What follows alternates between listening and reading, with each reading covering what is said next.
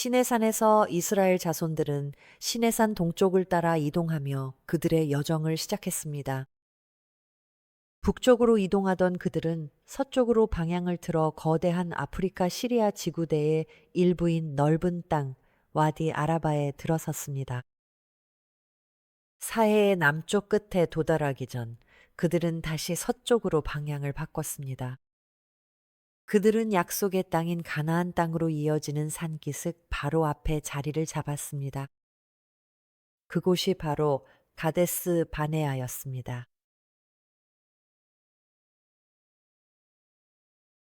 어, 저희는 지금 모세가 반석을 쳤던 가데스 반에 나와 있습니다. 40년간의 광야 생활이 시작될 때와 40년이 끝날 무렵에 다시 한번 그랬죠.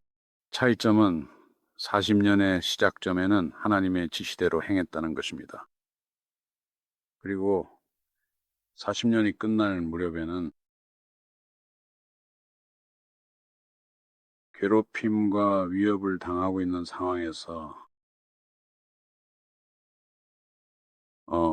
반역에 부딪히는 등 그 모든 일 후에 그는 분노하여 반석을 2번 쳤습니다. 물론 그 반석은 그리스도를 상징하는 것이었습니다. 그리고 이것은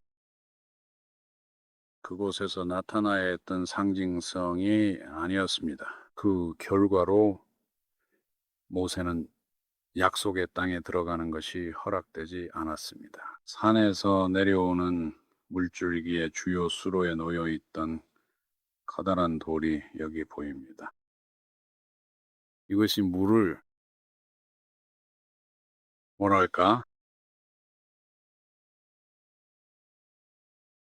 공중으로 솟구치게 하여 몇 피트 떨어진 이곳에 떨어지게 했고 바위에서 인상적인 면적을 침식시켰습니다.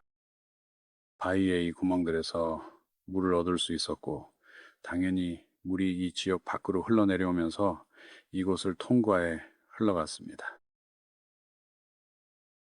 이 지역 말이죠. 물론 여기 넓은 골짜기까지 흘러나갔죠. 그곳은 이스라엘 백성들이 방랑하는 동안 2번이나 머물렀던 곳이며 물론 알 수 없는 기간 동안 머물기도 했습니다. 그들의 방랑이 시작될 때였어요. 정탐꾼을 보낸 것도 바로 이곳에 진을 치고 있을 때였습니다.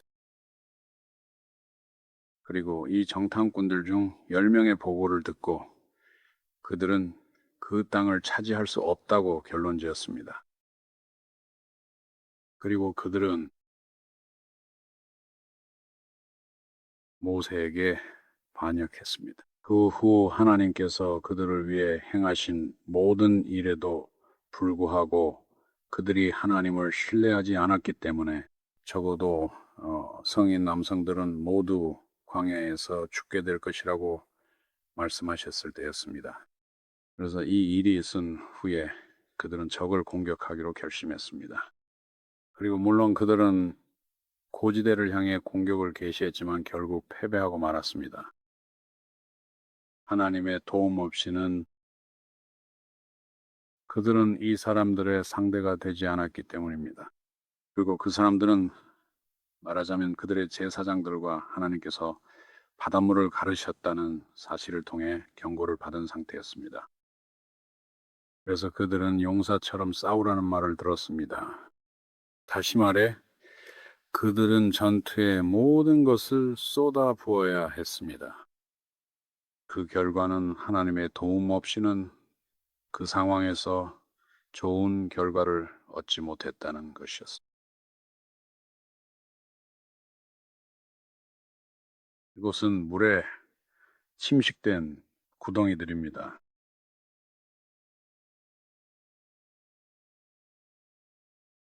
좋습니다. 여기 이 상황을 다시 한번 살펴보겠습니다. 그리고 이것은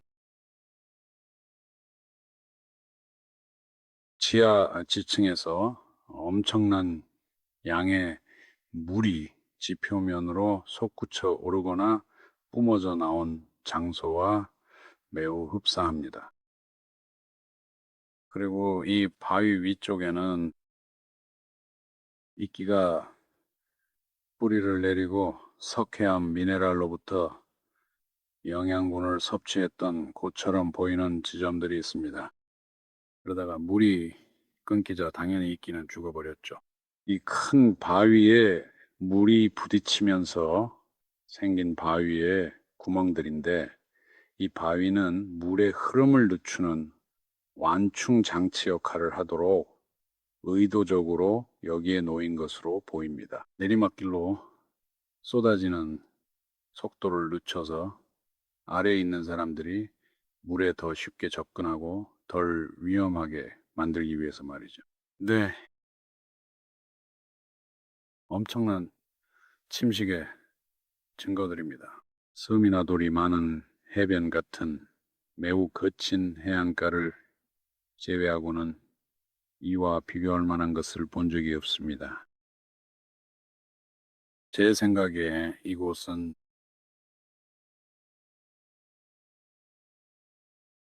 꽤 흥미로운 곳입니다. 이것의 왼쪽 아래에는 예를 들어 아주 작은 크기의 정말로 작은 지진으로 인해 파괴된 구역입니다. 그 아래 40피트 깊이에 금과 다른 물건들이 묻혀 있다는 징후를 발견했습니다.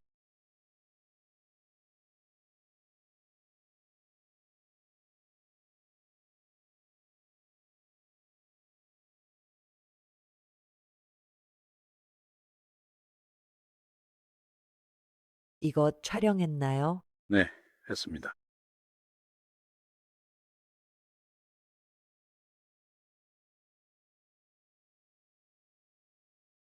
지금 보고 계신 저쪽 구역에 수백 개의 무덤이 있었습니다. 하나를 파보았는데 그 무덤 하나에 많은 사람이 들어있더군요. 아마 구덩이들이 전부 집단 매장지였을 거라고 생각합니다. 성경에는 여기서만 4천 명이 죽었다고 나옵니다.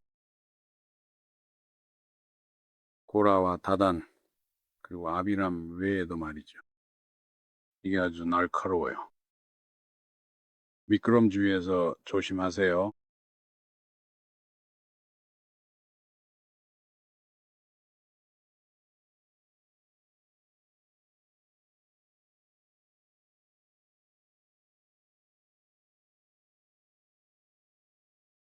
자, 어디 봅시다. 이쪽으로 좀 걸어가 보죠. 아까 그 절구를 발견한 곳을 보여드릴게요. 알겠어요? 이런 것들은 이렇게 무더기로 떠내려와서 큰 바위 아래에 걸리곤 합니다. 그렇군요.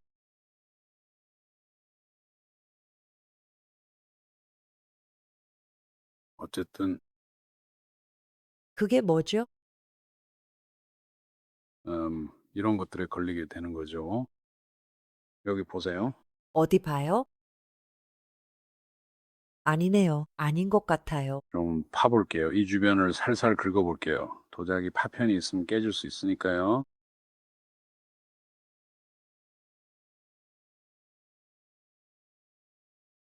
활기찬 영혼. 글쎄요. 뭐라고 하셨죠? 활기찬 영혼, 리프, 활기차다고요. 네,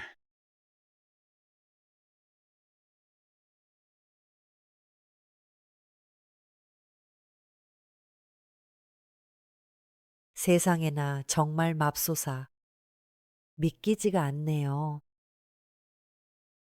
정말 믿기지 않아요. 정말 놀랐군요. 보통은 조금이라도 금이가 있으니까 두고 갔을 텐데 말이죠. 대단하다. 조금이라도 부서졌으면 정말 끔찍했을 거예요. 흙만 좀 털어내실래요? 네, 어서 하세요. 이것 좀 보세요. 오, 바로 여기가 올리브시에서 과육을 짜내던 곳이에요. 정말요? 네, 예전에 제가 발견했던 것과 똑같네요. 그건 부서져 있었다는 점만 빼고요. 네, 그건 부서져 있었죠. 제 생각엔 이쪽 방향으로 완전히 갈라졌던 것 같아요. 한번 뒤집어 볼 수 있을까요? 시간만 더 있다면요. 세상에 그냥 평범한 돌 같네요. 이것 좀 보세요. 저조차도 믿기지가 않네요.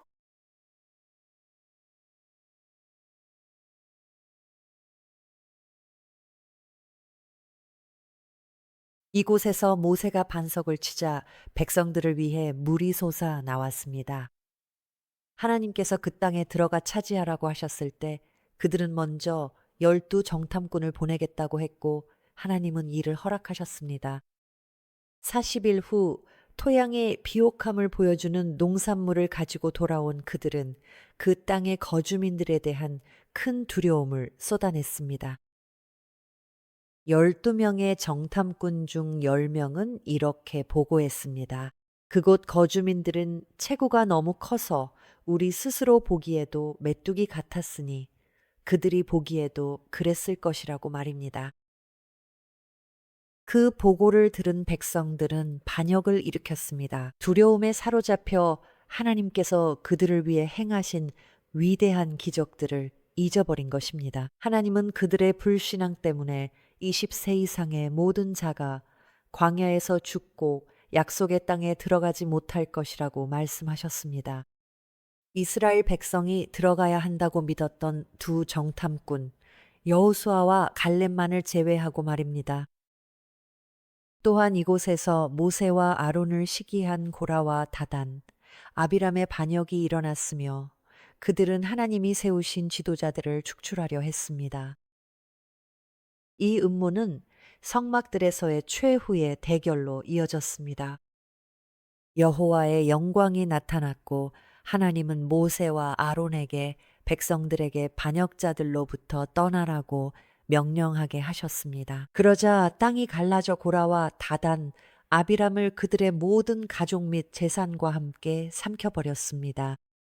그 후 그들과 동조했던 250명의 사람들은 불에 타 죽었습니다. 그 의미는 명확했습니다. 하나님께서 세우신 자들을 거부하는 것은 하나님께서 용납하지 않으신다는 것이었습니다. 하나님께서 제사장 직분의 지도자로 누구를 선택하셨는지 더 확실한 증거를 보여주시기 위해 각 지파는 지팡이를 하나씩 가져와 그 위에 지파의 이름을 쓰라는 지시를 받았습니다. 이 지팡이들은 성막 안 언약궤 앞에 놓였습니다. 싹이 트는 지팡이가 바로 하나님께서 그 지파를 제사장 직분으로 선택하셨다는 증거가 될 것이었습니다. 아론의 지팡이에서 꽃이 피고 아몬드 열매까지 맺혔습니다. 그 후 하나님은 이스라엘 백성들이 광야로 돌아가 40년 동안 방황하도록 하셨습니다. 40년간의 방황 끝에 그들은 마침내 약속의 땅에 들어갈 준비를 하며 다시 가데스로 돌아왔습니다. 하지만 이곳에서 모세의 누이인 미리암이 죽었기에 완전히 기쁜 일만은 아니었습니다. 가데스에서 얼마 떨어지지 않은 곳에 아론이 죽은 호르산이 있습니다. 하지만 가장 중요한 것은 그들이 도착했을 때 물줄기가 끊겼고 백성들이 다시 원망했다는 것입니다. 하나님은 모세에게 반석에 명령하라고 하셨지만 화가 난 모세는 반역자들아 들으라. 우리가 너희를 위해 이 반석에서 물을 내랴 라고 말했습니다. 그러고는 반석을 2번 쳤습니다. 하나님은 이 일 때문에 그가 백성을 이끌고 약속의 땅에 들어가는 것을 허락하지 않겠다고 알리셨습니다. 모세가 40년 동안 행한 모든 일에도 불구하고 이 한 번의 불순종을 저질렀고 하나님은 사람을 외모로 취하지 않으십니다. 모세는 계속해서 백성들을 약속의 땅 경계까지 인도했고 그곳에서 하나님은 멀리서 그 땅을 보여주셨습니다. 하지만 그 후 그는 죽었습니다.